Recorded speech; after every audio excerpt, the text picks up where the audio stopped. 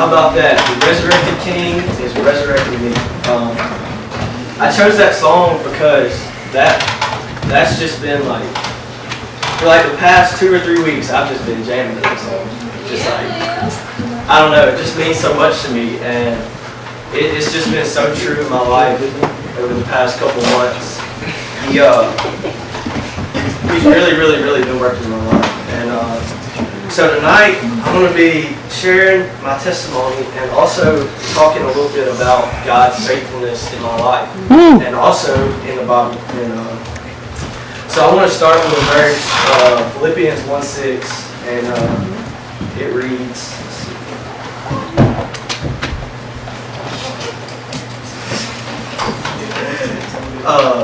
and so it reads, verse 6, it says, "And I'm sure of this, that he who began a good work in you will bring it to completion at the day of Jesus Christ." And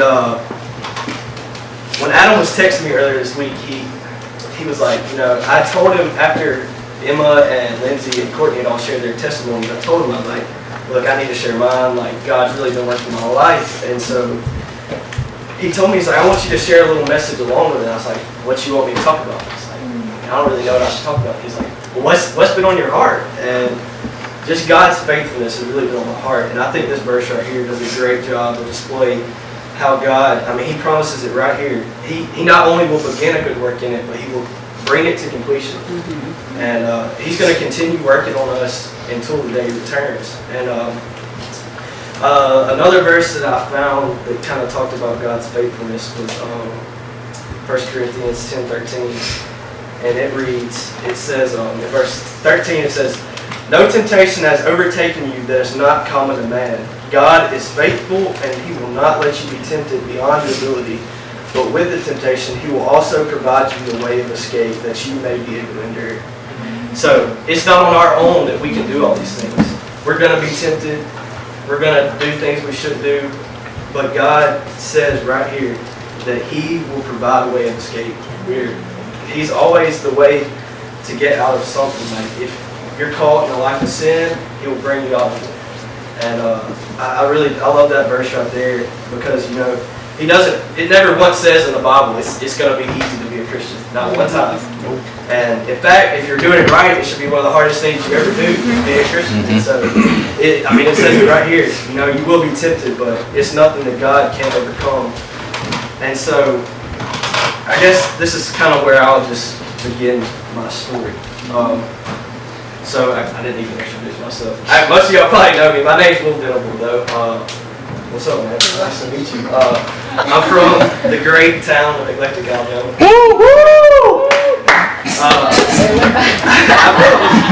I was born and raised there. Lived there my whole life. Parents lived there their whole lives. Just kind of in my blood. I'm a freshman in college this year. Go to Central Alabama Community College. Hey, fam. Hey. Woo! I graduated from there. Hey! Yeah. I'm trying. I don't know if I'll make it, but I'm trying. I'm making good money. But yeah, I'm going to school there. Hopefully about to finish my freshman year.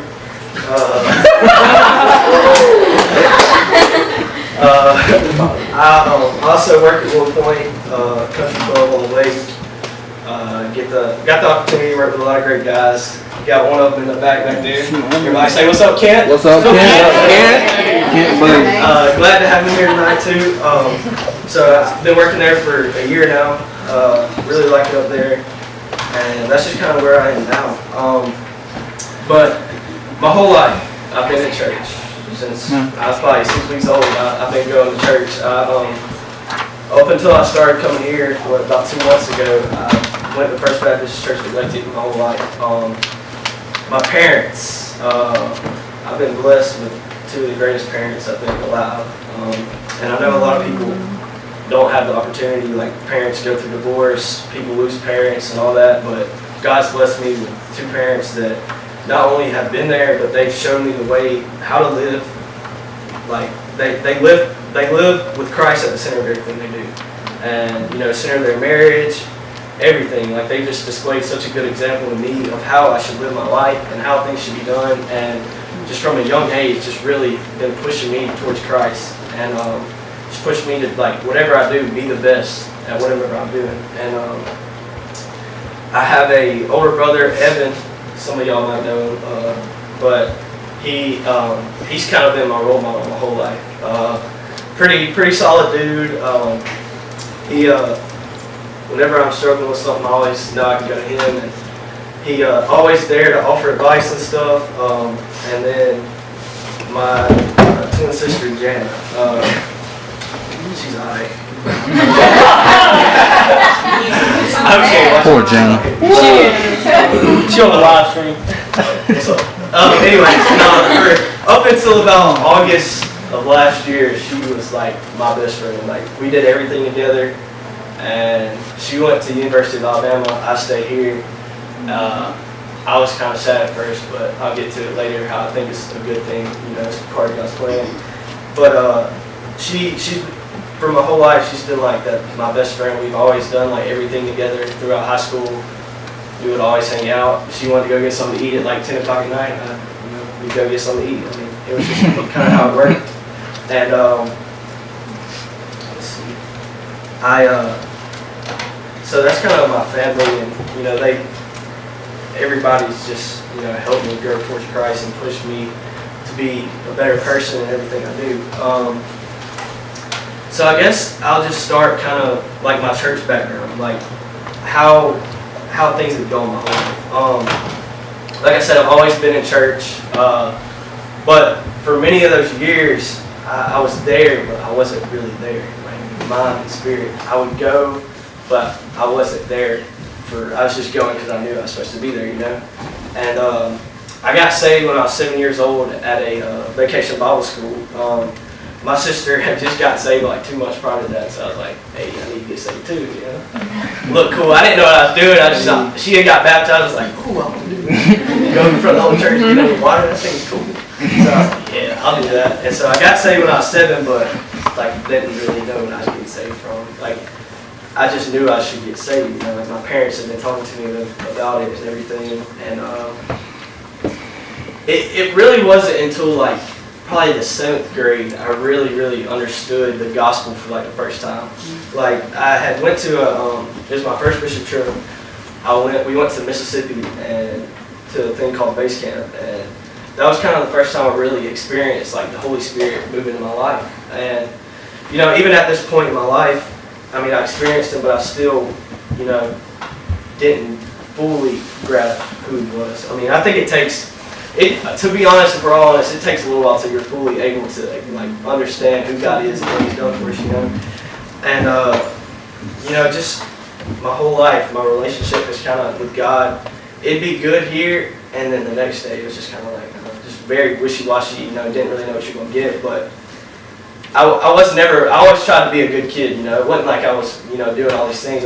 My whole life I was taught to, I just wanted to be a good kid, and I tried my best to do that, to be a good kid. And so 7th grade was kind of the first year I really played like competitive sports. I played basketball when I was younger, but sports were kind of like, that was my first love, I really liked sports. From a young age, I was kind of, I was alright at them. I wasn't never really that good, but I enjoyed doing it. And So that's kind of something that in 7th grade I started to, put my thoughts and actions, and like I like sports. I love playing, I always wanted to be I always wanted to fit in. I always wanted to be cool,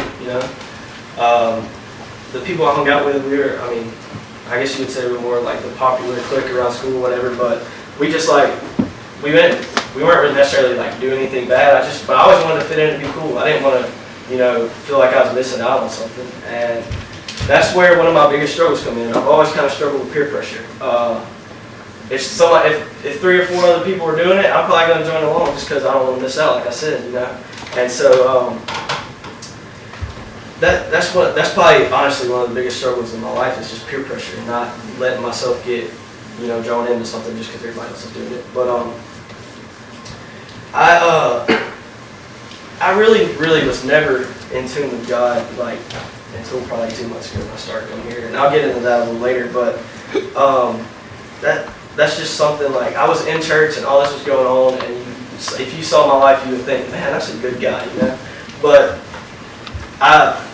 for so long, I just struggled with brokenness. I was a sinner, and I tried to hide it, and I might have, but I probably didn't. I didn't want people to know I did bad things. I just always tried to be this good kid, and that's kind of why getting up here was tough for me, because I'm going to expose some areas of my life where it hasn't always been good, where I've messed up, where I've made mistakes, And so I'm going to start in 9th grade, I guess. I got to high school, excited, I was still an innocent little kid, but I ain't really done nothing bad, I was just a cool guy, I guess you could say. And things were going pretty well, but I got there and sports, I just as things got more competitive, I let that's what I wanted to do. I kept going back to sports and falling to sports, and that's what I put a lot of time and effort into. I was still very involved in church, like I said.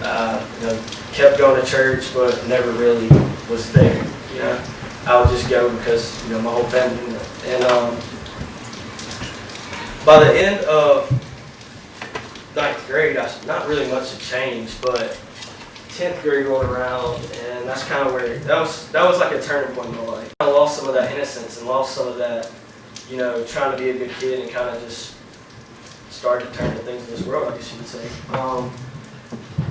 And so once again, sports just continued to grow, become more a part of my life, and I kept continuing to put more and more and more and more time into it. And by this point, it was almost becoming something more than what it should have been. There's nothing wrong with sports at all. Play sports, good thing, but it can get to a certain extent where it can be more than it's supposed to be. And I want to show you this. My whole life, this is kind of funny, y'all probably laugh at me, but I'd always dreamed of being the starting quarterback. I just wanted to be it, from a young age, that's what I wanted to do. Damn it! And at the end of 10th grade football season, I was told, you're probably going to start next year. And so when I was told that, I really just started to work even harder and become more in tune with it, because I didn't want to, here's my dream right in front of me. I didn't want to let it slip out of my hands. So that's what I did. And that year, I also got my first girlfriend. And pretty much those were the 2 things I did, was play sports or hang out with my girlfriend. And so, we didn't ever really do anything bad. I was 15 or something, 16 maybe. But we would just on the weekends, I would go hang out with her, and I was still going to church, but those 2 things, I really just, in that year, I kind of lost sight of who God was and what He promised us, and I started to, it's the first time when I really started to look to things in this world. And by the end of this year, they hadn't really taken over my life, but they were kind of, if I'm looking back on it now, that's when it really started, And so, 11th grade, my dream came true. I got to start or whatever. And after that happened, football season, I just lost, that's all I cared about. I would go to church on Sundays and Wednesdays, but all I talked about and all I cared about was football. And what was going to happen on Friday nights and all this stuff. And it's just kind of overtaken my life. And during that time, me and my girlfriend just started to spend more time together. And we would just hang out on weekends, and I would always just go to her house or whatever. And we never really did anything bad, but we just weren't. It got to the point where just hanging out wasn't enough. Like, we just became very unhappy with each other. And I don't know, by the end of the year, we ended up breaking up. And so that left the one thing left, like, that I'd always turned to, and that was sports and football. And, you know, at the end of 11th grade, during 11th grade, I was still very involved in church. But I became a part of the leadership team at our church or whatever, and I even preached a few times that year, but it wasn't really by my choice. It's not because I really wanted to. You know, it's kind of something I just did. I mean, I enjoyed it, but I didn't put my whole heart into it. Like, I didn't really care that much about it. It's just something like, oh yeah, I get to preach, look at me, you know, just trying to really bring glory to myself. And as I get ready to talk about senior year, that's what senior year became all about. It became all about Will and what all Will did, and yeah. Just fun. Jesus.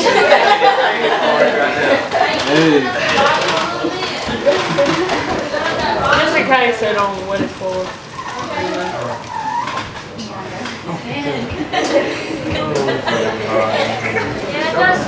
Alright, so as senior year approached and things in junior year were running down, and me and my girlfriend had just broken up,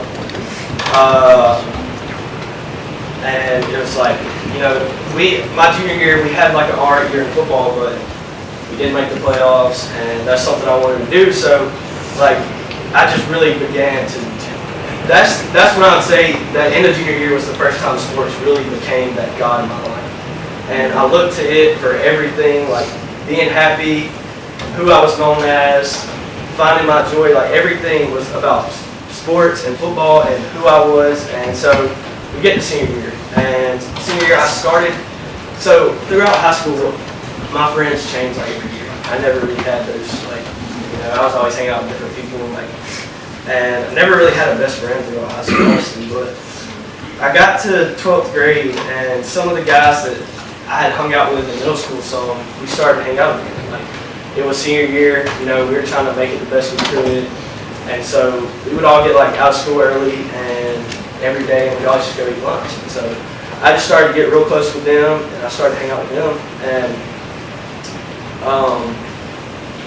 during football season, on Friday nights after the games and stuff, that year I started to go to like parties and stuff afterwards. I still wouldn't drink or anything. Like, I still wanted to be a good kid. Like, nothing. I would just go just because I didn't want to miss out. Like I said, I wanted to fit in. I wanted to be cool. And so during football season, I just kind of, the train ran off the tracks, as they say. Really kind of lost everything. Like, and got the basketball season, and you know, I was sad when football ended, but at the same time, it takes a little while to kick in, you know, before you don't realize what you're missing or whatever. And so we get to basketball, and that just kind of became what I was all about. I put everything in basketball, and we won the area championship that year for like the first time in 27 years. It was like a big deal.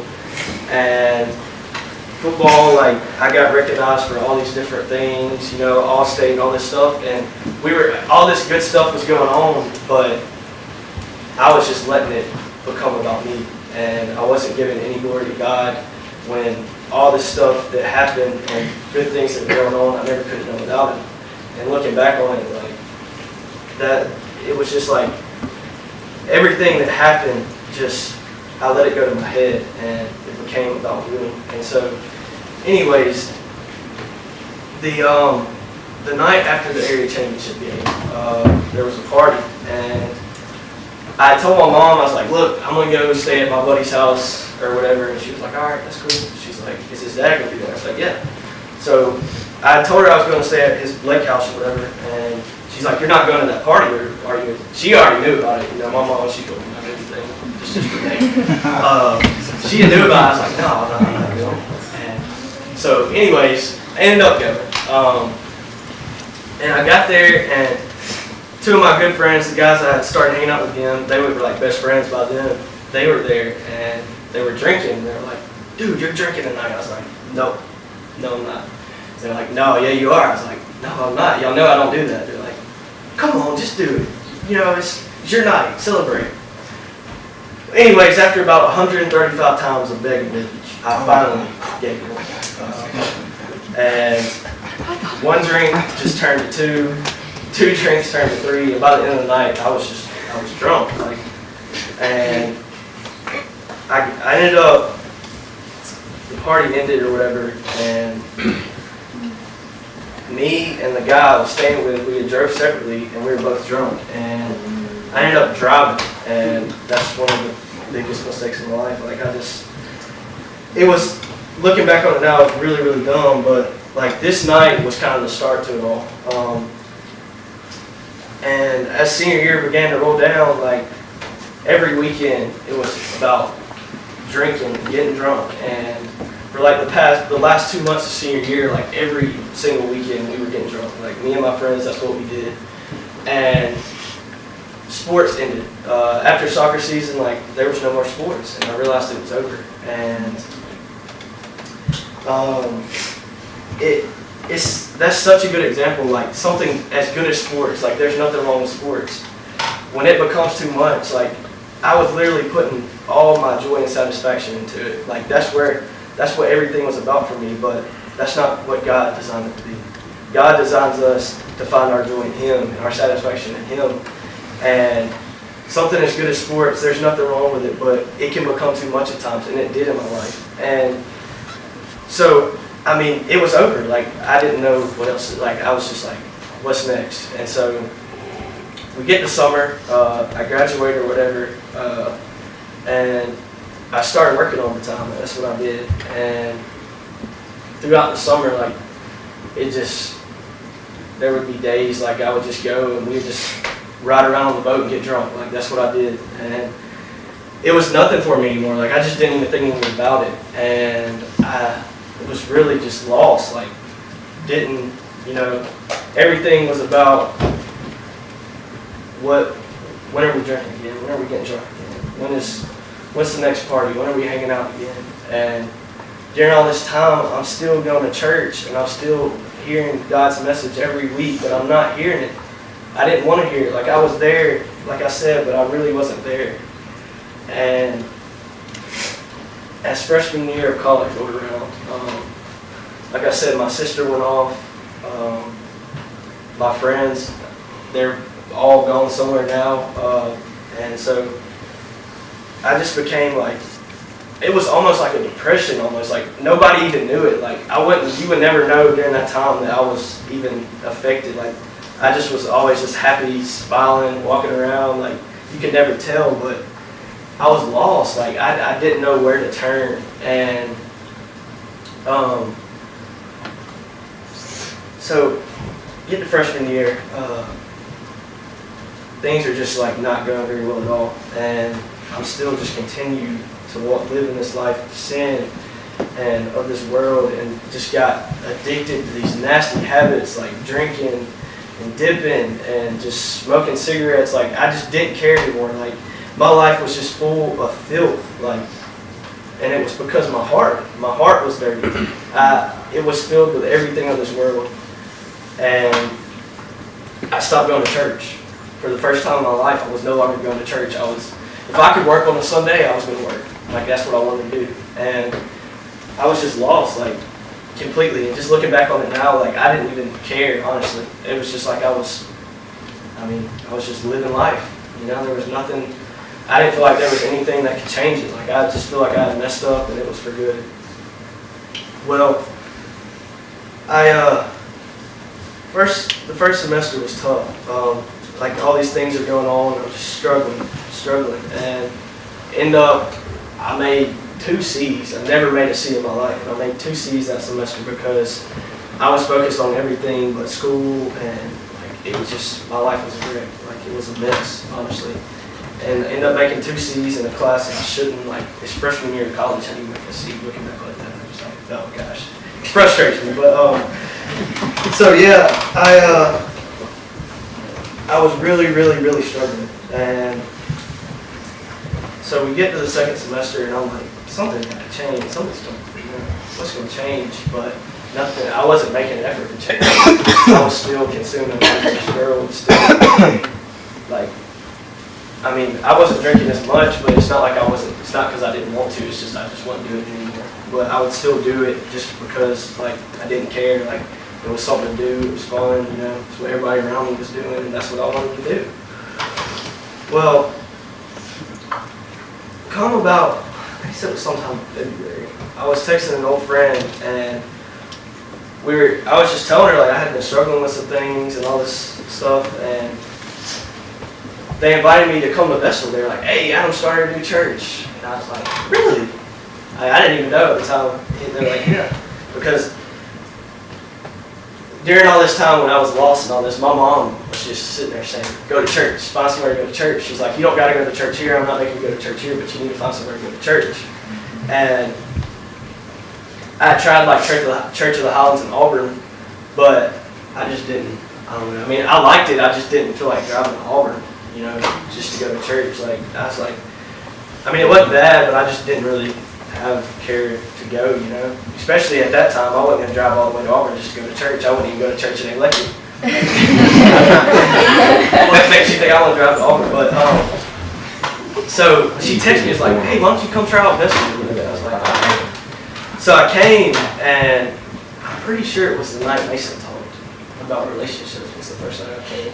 And, it wasn't, I felt something. I was like, obviously, like, God was telling me something, like, because I had just been caught in this life of sin, and things weren't going well at all, and I just felt God saying, like, come here, like, there's something good here. And so I came, and for the first couple of weeks, I just came, I was listening, I was trying to, change, I was trying to become this good person again.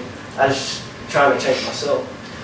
And finally, one week, I broke down. I was just like, man, God didn't design me to do this on my own. And I finally realized for the first time, like, God sent His only Son to die on a cross for someone like me, a broken sinner like me. And here I am for just my whole life, like, just not even trying to be a vessel for Him. Like, I was just trying to live this life for myself. And I finally realized, like, Will, there's hope. Like, you have hope in something besides yourself. You don't have to do this on your own. And I turned to God. And there's a story in the Bible when Peter, he denies Jesus. Actually, Mason, the week of Easter, he challenged us all to read Matthew 26 through 28. And I wouldn't read it. And so I remembered this. And anyways, Jesus, they're at the Lord's Supper or whatever, and Jesus foretells Peter's denial. He says, in verse 33, Peter answered Jesus, though they all fall away because of you, I will never fall away. And Jesus said to him, truly I tell you, this very night before the rooster crows, you will deny me 3 times. And Peter said to him, even if I must die with you, I will not deny you. And all the disciples said the same. So here it is, like, God's telling him, like, hey, you're going to deny me 3 times. And Peter doesn't believe him. He's like, no, never would I ever do that. And I was kind of the same way with my life. Like, I would never turn against God, Like, I was a good person, And, well, here we pick up in verse 69, and it says, now Peter was sitting outside in the courtyard, and the servant girl came up to him and said, you also were with Jesus the Galilean. But he denied it before them all, saying, I do not know what you mean.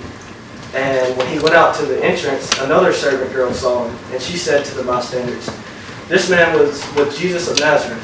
And again he denied it with an oath, I do not know the man. After a little while, the bystanders came up and said to Peter, certainly you too are one of them, for your accent betrays you. Then he began to invoke a curse on himself and to swear, I do not know the man. And immediately the rooster crowed, and Peter remembered the saying, Jesus, before the rooster crows, you will deny me 3 times. And he went out and wept bitterly. And so here it is. One of Jesus' most faithful servants denies him 3 times. Like, straight up, Jesus told him, you're going to deny me 3 times. And he did it. Like, 3 times in one night, he straight up said, no, I don't know God. I don't know God. And so, fast forward to Matthew chapter 28. And Jesus has risen from the cross, and he's now meeting with all the disciples. And in Matthew 28, verse 19, he says, go therefore and make disciples of all nations, baptizing them in the name of the Father, and of the Son, and of the Holy Spirit, teaching them to observe all that I have commanded you, and behold, I am with you always to the end of the age. So here it is. Peter denies Jesus. And the next time he sees him, after he's risen, went and died on the cross, and the next time he sees him, God commands him to go out and preach his word to everyone.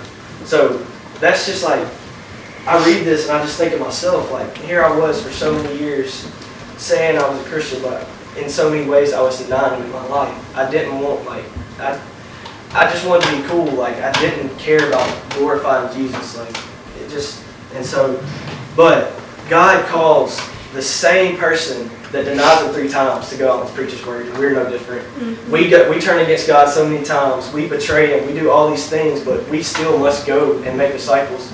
And he says here, I am with you always. It's not us that do it. God's with us, and he will comfort us, and he'll make sure his word is spoken to others. And so that's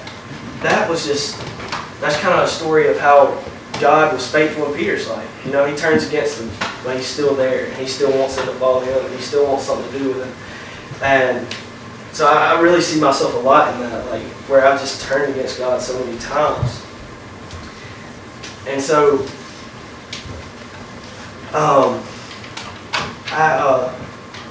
this week has just been like, it's been awesome for me.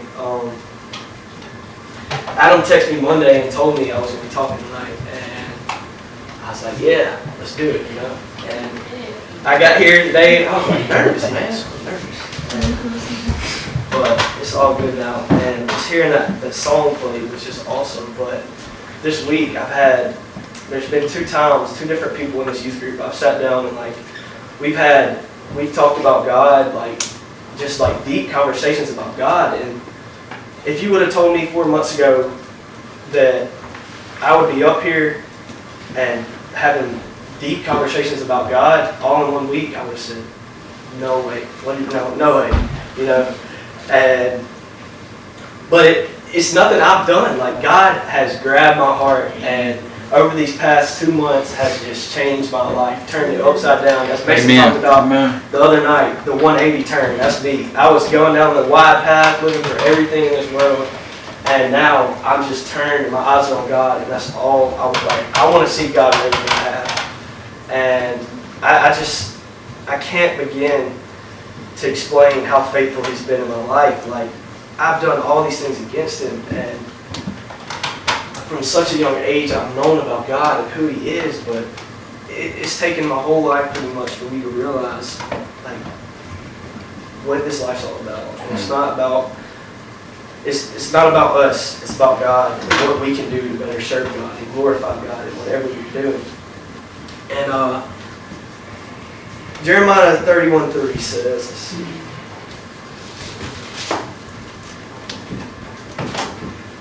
It reads, in verse 3, the Lord appeared to him from far away and said, I have loved you with an everlasting love. Therefore, I have continued my faithfulness to you. God's love is everlasting. It's never going to end. No matter what we do, no matter where we're at, if we're in the darkest valley, if we're just caught up in so many things in this world and we just feel trapped. Because that's how I was last semester. Like, I just felt trapped, like nowhere to go. But it says it right here. He has an everlasting love for us, and he will remain faithful. And I really like that verse. I love that verse right there. That's one of my favorite verses, honestly. And another verse is Matthew 16, verses 24 to 25. And a lot of y'all know this one. And it says, Then Jesus told his disciples, anyone would come after me, let him deny himself, take up his cross, and follow me. Whoever would save his life will lose it, but whoever loses his life for my sake will find it in me. And that's so true. So true.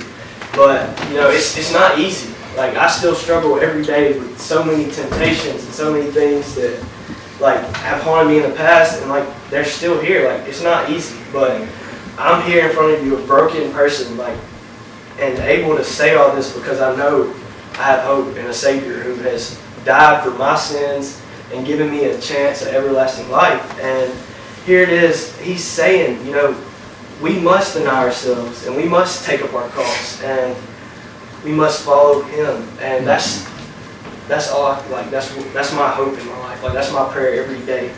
Help me to deny myself, follow you, and take up my cross. That's all I want. And verse 25, where it says, for whoever would save his life will lose it. And my life I was trying to save it. I was trying to be that good person. I was trying to do all the right things. I was trying to be a good kid. But I was lost still. I didn't know, I couldn't do it on my own. But then it says, but whoever loses his life for my sake will find it. So if you're struggling, if you're in a place where you feel lost and you don't know where to turn away from yourself and to God, because that's who saves lives. That's who changes lives. Amen. And it's not just about him saving lives. He gives us the opportunity to be saved, yes, but he also gives us the opportunity to know him. And that's just something how somebody like me, how did I get to know the everlasting God, the King of Kings, the God who sent his only son to rise from the grave? I have an opportunity to get to know him. How is that even possible? And I'm just so thankful for that. And to end, I want to share one of my favorite verse. Ephesians 2, verses 8 through 9. It reads, verse 8, for by grace you have been saved through faith, and this is not your own doing. It is the gift of God, not a result of works, so that no one may boast. Guys, there's nothing we can do to save ourselves, not one thing. It's only by grace through faith that we are saved. God's grace upon our lives, and us having faith that He will carry out the promises He's made to us. And I just love that verse. That verse that I've always that verse has been with me for a long time, and I haven't always lived by that verse. I haven't always had faith.